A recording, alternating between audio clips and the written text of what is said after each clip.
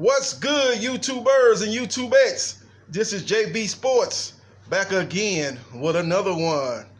Two-time Super Bowl winner, two-time Super Bowl MVP. Eli Manning is going to the bench and is going to get replaced by the first-round pick for the Giants this year, Daniel Jones out of Duke. A lot of fans and people asking, what took the Giants so long to make this decision? He's been bad for the last 2 years, real bad. You know, he had a good bounce-back year 3 years ago and took the Giants to the playoffs, and they lost to Aaron Rodgers and the Green Bay Packers in a game that was competitive in the first half, basically all the way up to a Hail Mary. Aaron Rodgers threw a Hail Mary right before halftime, and from that point on, the Giants were done as the Green Bay Packers coasted to a wild card win over the Giants. And that was the last good season Eli Manning had. The last 2 years have been bad. His whole career has been very, very up and down, like a roller coaster, up and down. You know, he's led the league in interceptions multiple seasons, but, you know, he took his team to the Super Bowl. He's been one of the best quarterbacks in history in the playoffs. But in the regular season, he's got a 500 record. So it's going to be real interesting when his name comes up for Hall of Fame consideration. It's going to be very, very interesting. Will he make the All-Star? I mean, will he make the Hall of Fame? In my humble opinion, I don't think he should make the Hall of Fame. I don't think he's a Hall of Fame quarterback. It's just, you can't just base it on the playoffs, postseason. If that's the case, you know, Robert Horry should be in the Hall of Fame. In the NBA, he should be in the Hall of Fame. You know, and everybody knows he's not a Hall of Fame player in the NBA. He's not had a Hall of Fame career in the NBA, and that goes for Eli Manning too. I know you people gonna be like, wait a minute, how can you compare Robert Horry, a bench player, a role player for most of his career, averaging 7 to 8 points a game, to Eli Manning, who's had 4,000-yard seasons in his career, and has won, you know, has led his team to 2 Super Bowls and was the MVP of 2 Super Bowls. Was Robert Horry ever an MVP of the NBA Finals? No, it was Hakeem Olajuwon. It was Shaq when he was with the Lakers. It was Tim Duncan when he was with the Spurs. That's what you're gonna say. But the point I'm trying to make is the postseason. You can't let the postseason override his whole career. You got to look at the whole career. You take the postseason into play. You put it in a proper context, but you got to look at the guy's career. The guy's been in the NFL for over 10 years playing the quarterback position. I think it's going on probably like 15 years he's been quarterbacking. And you got to look at it, man. He's had too many mediocre seasons. You can't overlook the one-loss record. He's a 500 quarterback. I think he's like 114 and 114. He's right there at 500. He's a mediocre quarterback. You can't just look at the postseason. He had 2 great runs, and they won a Super Bowl. He beat Tom Brady in the Super Bowl. You know, he made 1 catch in that second Super Bowl win over Tom Brady and the Patriots. He made a throw to Manningham on the sideline, probably the best throw a quarterback ever made in a Super Bowl, let alone in any NFL game. That was just a great throw. He dropped that ball like it came down the chimney, man. He put it in the perfect spot where only Manningham could get it. And the defender for the Patriots was in perfect position. It was a perfect throw and perfect catch. So, you know, let that be his legacy, and let that be when you're looking on the positive end of Eli Manning's career. You know, you show people that video, you show people that clip of Eli Manning. You know, that's probably the highlight of his career. That throw to Manningham on the sideline to put him in position to win his second Super Bowl ring with the New York Giants. So you got to give him credit for that, but you got to look at them seasons where he led the league in interceptions. You got to look at the seasons where he threw too many bad decisions, like throwing the ball up for grabs, you know, double coverage. You know, making just bad decisions. Like, man, why are you throwing the ball there? He's just too many instances where he was careless with the ball. That's why he led the league in interceptions for multiple seasons. So I don't think he's an MVP candidate. I do think that he's going to probably play a couple more years. I don't think it'll be with the Giants. I think he'll go somewhere where a team feels that, hey, man, we're just a quarterback away from contending, and they'll bring him onto their roster to maybe start or maybe compete for a starting job in the preseason. So I think that's where his career is right now. You know, right now it's the Daniel Jones era. He's out of Duke. You know, he didn't have a lot to work with at Duke, as Duke was not a perennial powerhouse in college football, but he put up okay numbers, and we'll see what he does, man. But even though Duke was not a powerhouse, to me, he seemed like he should have put up better numbers than that. You got a lot of places that are not powerhouse, but quarterbacks put up numbers. You look at Mahomes; he put up incredible numbers at Texas Tech, and Texas Tech's not a powerhouse team either. They're probably, and he put up great numbers there. So if you're a high-level quarterback, you're going to put up numbers no matter where you're at, and those numbers that he put up at Duke kind of alarm me. But hey, maybe you put him in the right system, right coaching. Schumer might be that quarterback whisperer, and maybe he can progress into a above average NFL starting quarterback. I don't see him as being elite level, but maybe he can be above average. And if you put the right pieces around, you can win with that. So we'll see how that era goes as it's starting this Sunday at Tampa Bay, the Daniel Jones era. But as far as Eli Manning goes, he's like I said, it's gonna be people on one side thinking he should go to the Hall of Fame, and there's people on the other side saying, hell no, he shouldn't go to the Hall of Fame. Put me on the side of hell no, he shouldn't go to the Hall of Fame. I don't think he's a Hall of Fame quarterback. He's a decent quarterback. A lot of people gonna be on this side or that side, but I'm gonna look at this quarterback that came out in the same draft class as Eli Manning, Phillip Rivers. To me, Phillip Rivers is a Hall of Fame quarterback. A lot of people, what you saying, JB Sports? What are you talking about? Phillip Rivers have never been to a Super Bowl ever in his whole career, but it's just not about the Super Bowl.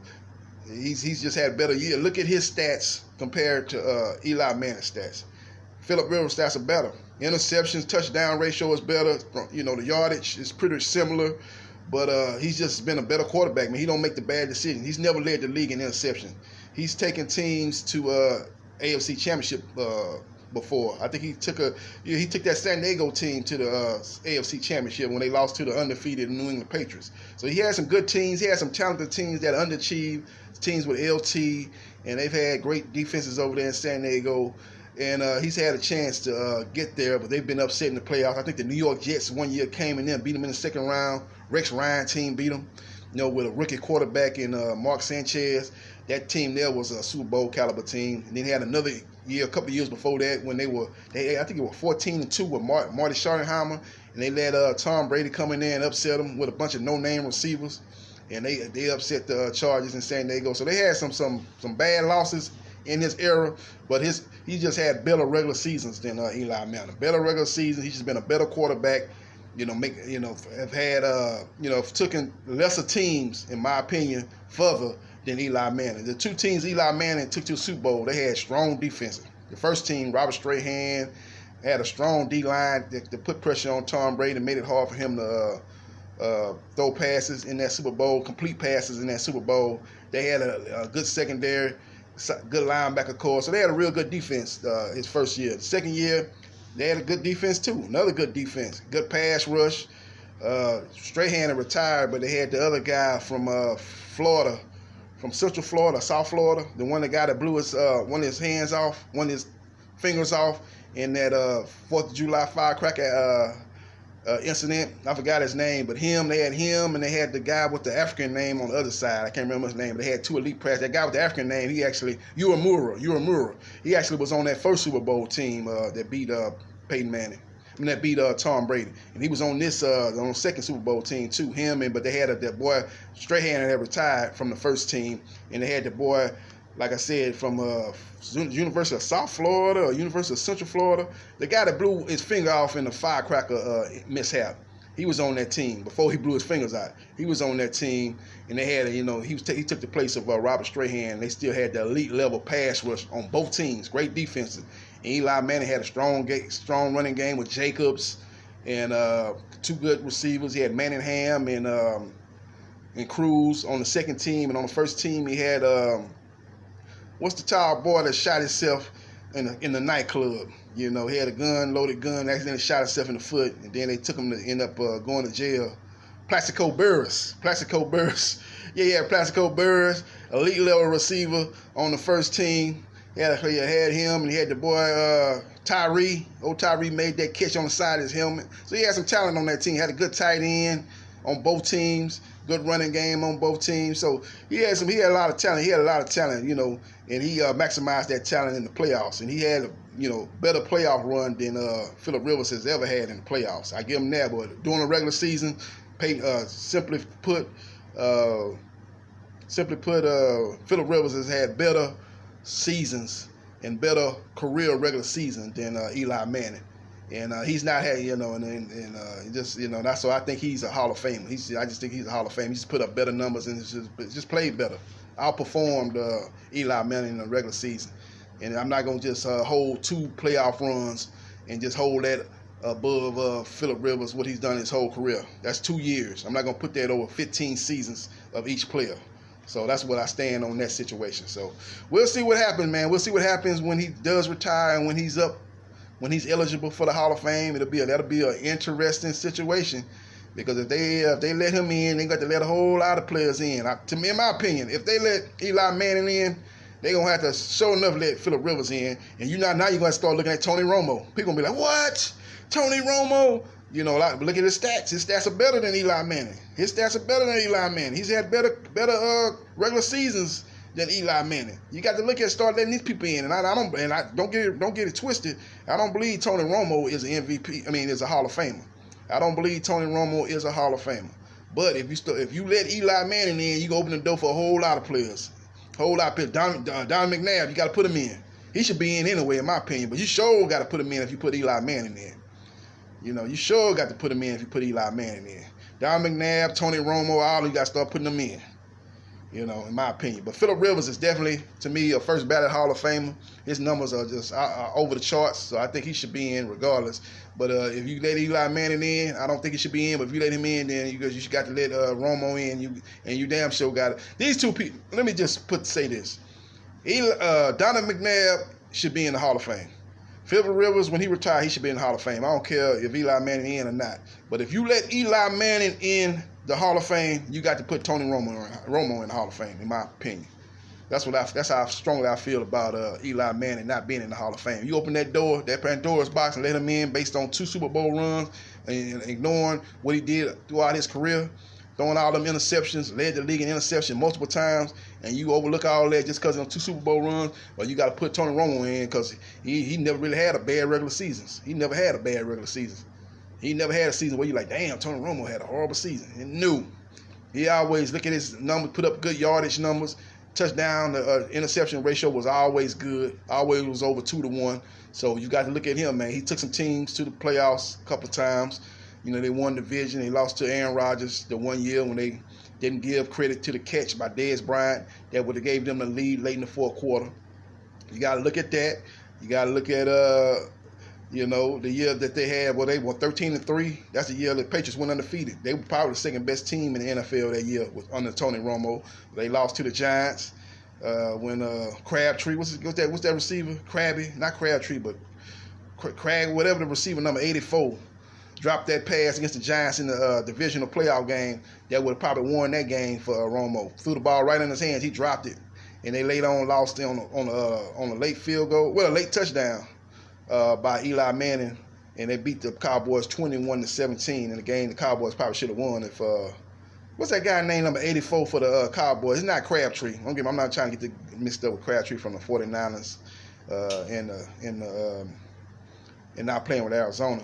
I'm talking about the guy his name was Crab something, but he dropped the pass. He's out of TCU, wide receiver. Dropped the pass. Romo hit him right on the button. Dropped it, man. Dropped that pass. He'd have caught that pass.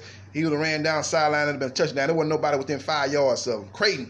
Patrick Creighton, that's his name, Creighton, dropped that pass from Tony Romo. And they ended up losing that second-round playoff game 21-17. They win that game. They go play Green Bay, which they defeated handily in the regular season. They have Green Bay at home. They probably go to Super Bowl that year. But Patrick Creighton dropped that pass. They get upset by Strahan and the Giants, 21-17. Strahan them go on to beat Green Bay in that frigid game. For the NFC Championship game on a late field goal. I think it was either late 4th quarter overtime, and they go on to the Super Bowl, and Eli get his first Super Bowl ring. That could have been Romo. They could have went to the Super Bowl that year. Who knows what would happen when they played the Patriots. The way the Patriots was, playing in that game, and they had been playing late in that season, actually, as their offense was kind of fizzling. I ain't going to say fizzling out, but it wasn't as potent as it was early on in the season. Their offense had kind of slowed down a little bit. So, and the Giants took advantage of it. The Giants had the pass rush. I think the Cowboys didn't have at that time, so I don't think the Cowboys would have beat the Patriots. But you never know. Maybe they would have put up more than, Giants put up 17 points and won that game. Maybe the Cowboys would have outscored them. We don't know. But that's just how it goes in playoff football, man. A play here, a play there, you know, it can reshape your whole career, and that's what happened with Romo in that case. So we'll see what happens. But again, Eli Manning is on to the bench, and the Daniel Jones era has started in New York for the Giants, and we'll see what happens. Subscribe to JB Sports, the man, the myth, the legend. I holla.